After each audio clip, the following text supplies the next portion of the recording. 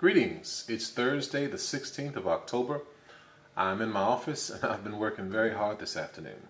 Yesterday evening, I had a chance to speak with my new consulting naval architect, Erik de Jong, who's originally from Norway but currently is working out of Nova Scotia. At any rate, I sent Erik a copy electronically of my design about a week ago, maybe a little bit more than a week. And so last night we finally had a chance to talk, and he gave me his initial thoughts on the design.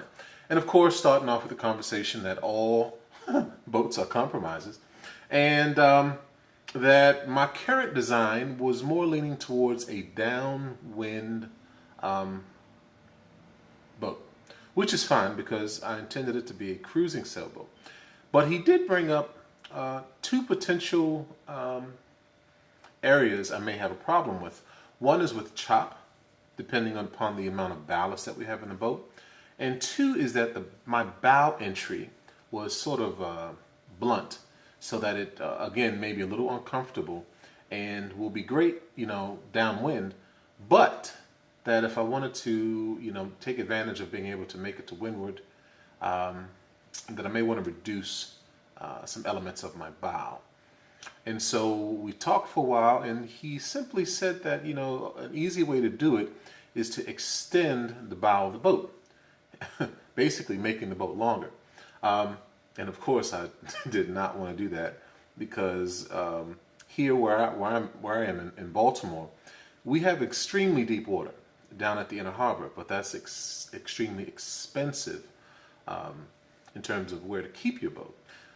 Even though there is a marina downtown that I'm highly favored to eventually keep this boat at, and I had already priced out a 55-foot slip. Now, with that being said, let's show you what we've done here. All right. So this is my design, and as you see here, it's got an angle of entry of about 60 degrees on the bow. And according to Erik, that's a little bit too blunt for smooth passage. Well, actually, let me correct what he said. He said to make fast, comfortable passage. That's too blunt. Now, we could go slow and comfortable, or we could try to go a little bit closer to the hull speed by changing the bow. So what I've done is I did a little study last night because, of course, after getting this information, I just could not rest. We came up with a new bow. There we go. So basically, what this does, it decreases the angle of entry significantly from 60 degrees to 37 degrees. And what I've also done is that I've been able to maintain the boat relatively not the same size, but really the same size, because initially I had a bowsprit that came out to a little bit shy of 54 feet. And so here, what I've simply done is I've replaced the bowsprit with actual structure of the boat. And this is relatively, a small area here, which is probably 2 or 3 more pieces of plywood, which is about 200 pounds, and a little bit additional framing, and that's it. And I've been able to increase the length of the boat to 54 feet, and which was also important to me since I want to live aboard for a while, to keep a full king-size bed in the forward berth. Now, I know some of you who are cruisers saying, "Hey, who the heck needs a king-size bed?" I do, because I'm 6'7". And again, I understand that I want to live aboard for a while, so this was very important to me.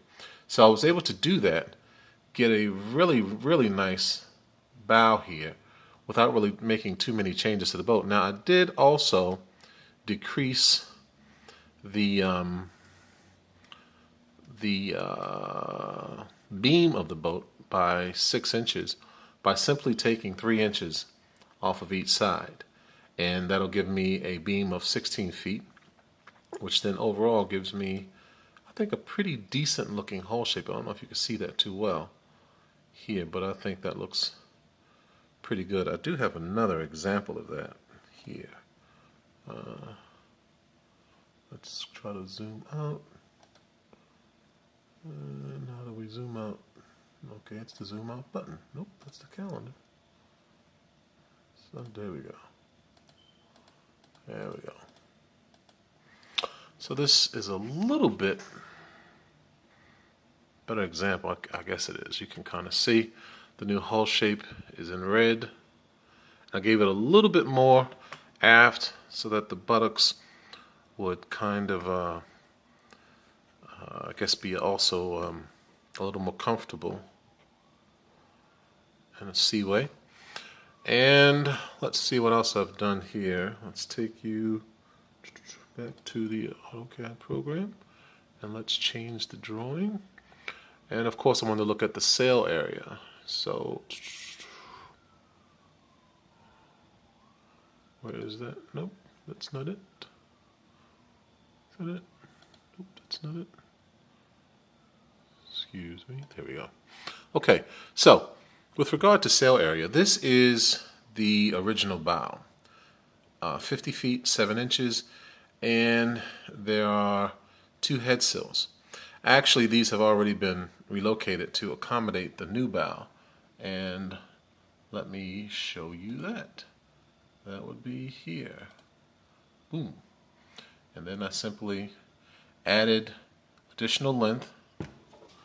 I kept the bow at the same elevation from the waterline, and simply, instead of having a bowsprit now, we've got boat structure again, which is approximately 3 pieces of plywood and a little bit of framing. So now I've got the extendable bowsprit, which is what this was anyway, to handle a gennaker or a you know, some type of light air sail and a sock. And so now we've gotten rid of the molded bowsprit, more boat structure, and we are able to accommodate what my architect recommended, which was, you know, increased structure. So let's try to get rid of that old bow. Where is the layer? Old bow. Oh, I can't turn it off yet. Let's see.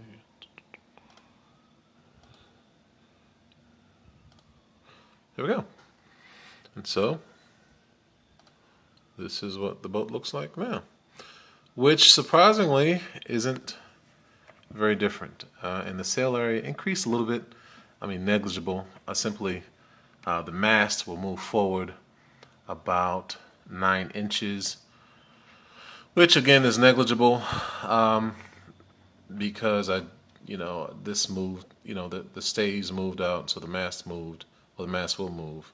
But a good thing about it is the mast moving has given me more room down below. So that is from the first design feedback from Erik, and I look forward to working with him. You know, it's real important to work with someone who really understands what your vision is, and Erik does.